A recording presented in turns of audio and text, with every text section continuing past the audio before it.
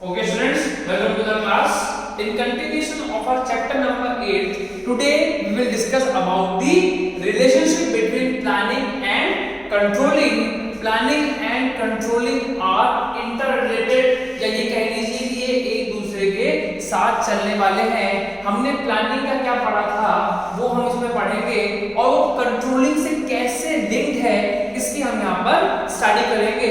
तो first point is nature and concept कि क्या नेचर है, क्या कॉन्सेप्ट है प्लानिंग का कंट्रोलिंग के साथ. देखिए हमने प्लानिंग के बारे में पढ़ा है. Planning is what? Plan in advance what is to be done, how it is to be done, when it is to be done and by whom it is to be done. क्या करना है, कब करना है, कैसे करना है और कौन करेगा, इन सब चीजों को हम पहले एडवांस में क्या कर लेते हैं, प्लान आउट कर लेते हैं. तो this is the concept of planning. और कंट्रोलिंग में हमारा कॉन्सेप्ट क्या होता है कि we are to check whether the plans have been executed in a correct manner और नॉट. कि जो हमने प्लान एडवांस में किया था वो प्रॉपर्ली एग्जीक्यूट हो रहा है या नहीं हो रहा है. इसको हम किस में चेक करते हैं?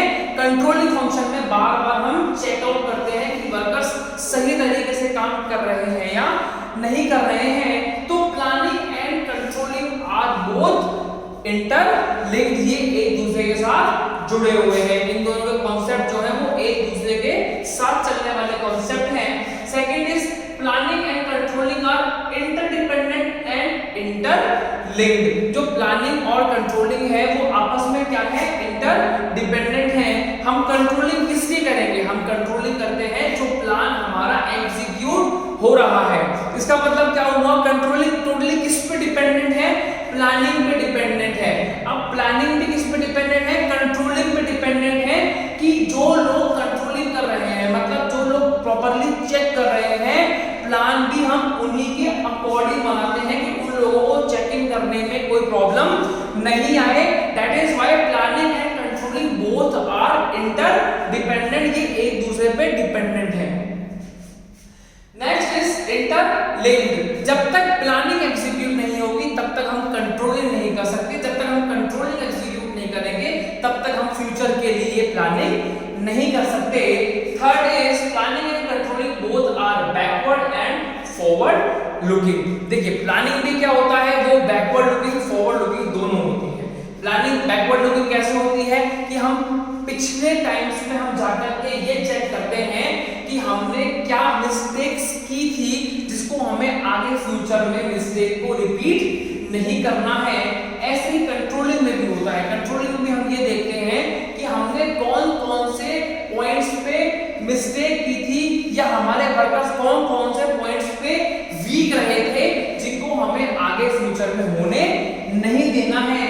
Fourth is planning is perspective whereas controlling is evaluating. Planning क्या होती है? पर्सपेक्टिव होती है. मतलब कि हम प्रोस्पेक्ट करते हैं, हम फ्यूचर को प्रेडिक्ट करते हैं कि ऐसा हम करेंगे, ऐसा हम उससे करवाएंगे.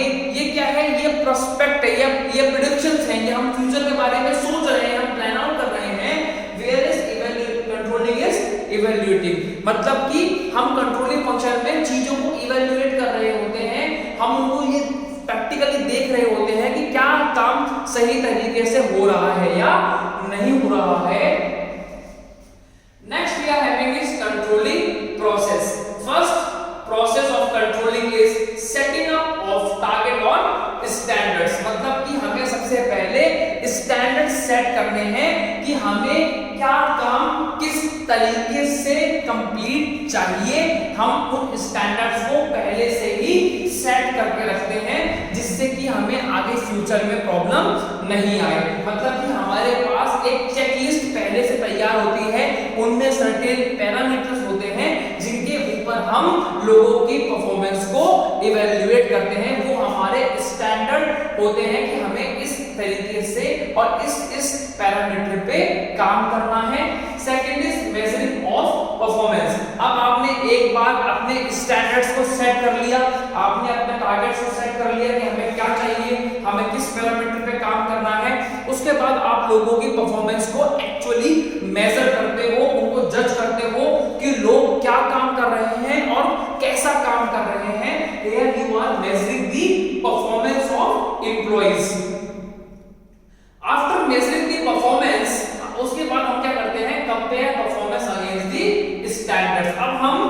जो हमने परफॉर्मेंस लोगों की मेजर की है उसको अब हम कंपैरिजन करना स्टार्ट करते हैं कि हमने जो हमारे स्टैंडर्ड्स बनाए थे वो उससे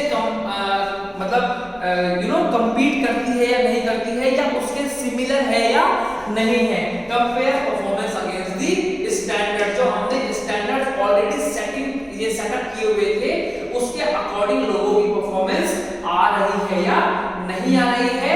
and then we will conduct analysis of deviation. Deviation का मतलब होता है डिफरेंस, कि आपकी परफॉर्मेंस में कितना डेविएशन है, कि आप कम कर रहे हो, ज्यादा कर रहे हो, या आपका नेगेटिव आ रहा है, पॉजिटिव आ रहा है, कैसा आ रहा है, उसको हम क्या बोलते हैं, analysis of deviation.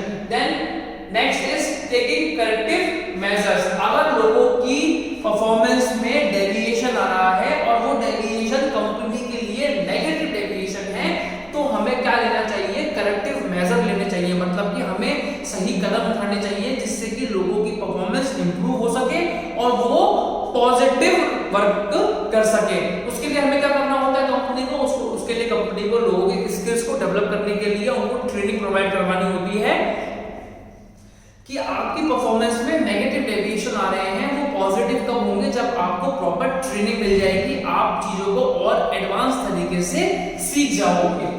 After taking the corrective measures, आपने लोगों को सिखा दिया, वो ट्रेनिंग दिलवा दी, उनके स्किल्स को डेवलप करवा दिया, ये प्रोसेस यहाँ एंड नहीं होगी। उसके बाद आपको क्या लेना होगा, उसके बाद आपको लेना होगा फीडबैक। मतलब कि लोगों को हमने जब भाई आपने टेकिंग करेक्टिव मेजर्स आपने कभी पढ़ा कि हमने साफ स्टेप्स ले लिए कि हम लोगों को ट्रेनिंग प्रोवाइड करवा दी, हमने लोगों की स्किल्स डेवलपमेंट प्रोग्राम कंडक्ट कर दिया। अभी हमें फीडबैक भी लेना है कि जो हमने डेविएशन यहाँ पर रिकॉर्ड किया था कि वो नेगेटिव डेविएशन आ रहा था, लोग गलत काम कर रहे थे, लोगों की परफॉर्मेंस एज पर स्टैंडर्ड नहीं आ रही थी। अब हमें फीडबैक में क्या लेना है कि हमने जब लोगों को ट्रेनिंग प्रोवाइड करवाई, हमने जब लोगों को स्किल्स डेवलपमेंट प्रोग्राम में भेजा, उसके बाद उन लोगों की परफॉर्मेंस कैसी आ रही है, परफॉर्मेंस इंप्रूव हो रही है या नहीं हो रही है, या अभी भी डेविएशन आ रहा है। डेविएशन का मतलब हो गया अंतराल, मतलब कि अंतर, जो हमने परफॉर्मेंस मांगी थी उसके अकॉर्डिंग परफॉर्मेंस आ रही है या नहीं आ रही है। अगर हम बात करते हैं डेविएशन इन कंट्रोलिंग की, तो वो दो डेविएशन होते हैं। पहला होता है आपका पॉजिटिव डेविएशन, सेकंड होता है आपका नेगेटिव डेविएशन। इसका एक बढ़िया एग्जांपल है कि अगर कंपनी ने बोला कि साहब आपको एक दिन में 100 यूनिट्स बनानी है, अब पॉजिटिव डेविएशन तो क्या होगा, उसकी दो प्रोबेबिलिटी होती है। पहला कि किसी एम्प्लॉय ने 100 के 100 यूनिट्स अचीव कर दी, दूसरा किसी एम्प्लॉय ने अच्छी परफॉर्मेंस के चलते 105 यूनिट्स बनाई, मतलब आपने 5 यूनिट ज्यादा ही बनाई है, कम नहीं बनाई है। तो ये क्या है, आपका पॉजिटिव डेविएशन है। कैसे, सर हमारा स्टैंडर्ड क्या था, सर हमें एक दिन में 100 यूनिट्स बनानी है। पॉजिटिव कैसे हो गया कि आपने 100 बना ली या आपने 105 यूनिट्स बना ली। दूसरा क्या है आपका नेगेटिव डेविएशन। इसके अंदर क्या होगा कि हमारा स्टैंडर्ड क्या सेट था कि आपको 1 डे में 100 यूनिट्स बनानी है, लेकिन आपने क्या बनाई, 90 यूनिट्स बनाई। इसका मतलब क्या हो गया, आपकी परफॉर्मेंस में क्या आया, नेगेटिव डेविएशन आया कि आप 10 यूनिट्स कम बना रहे थे। तो उसके बाद फिर आपने क्या किया कि आपने इसके अंदर स्टैंडर्ड का सेट किया था, साहब हमें एक दिन में 100 यूनिट्स बनानी है। उसके बाद आपने लोगों की परफॉर्मेंस को मेजर किया कि वो कैसा काम कर रहे हैं, फिर आपने कंपेयर किया किसके साथ, स्टैंडर्ड के साथ, किसने 105 बनाई, किसने 90 बनाई, स्टैंडर्ड क्या था 100 था। उसके बाद डेविएशन हमारे पास आ गया कि पॉजिटिव में तो 5 यूनिट्स एक्स्ट्रा बनाई, नेगेटिव में 10 यूनिट्स कम बनाई। जिसने यूनिट्स कम बनाई है उसके लिए अब हमें करेक्ट मेजर्स लेने हैं, उसे हम ट्रेनिंग प्रोवाइड करवाएंगे, उसके हम स्किल्स डेवलपमेंट प्रोग्राम करेंगे और उसके बाद फिर हम दोबारा फीडबैक लेंगे कि वो दोबारा से जब वर्क फील्ड पे आया तो उसने 100 यूनिट्स बनाई या नहीं बनाई, या उसने 105 यूनिट्स बनाई या नहीं बनाई। कुल मिलाकर के वो हमारे स्टैंडर्ड के अकॉर्डिंग वर्क कर पाया या नहीं कर पाया, ये हमें फीडबैक में देखना होता है। कभी भी ये प्रोसेस करेक्टिव मेजर देने के बाद खत्म नहीं होगी, हमेशा हम फीडबैक लेते हैं कि क्या लोगों ने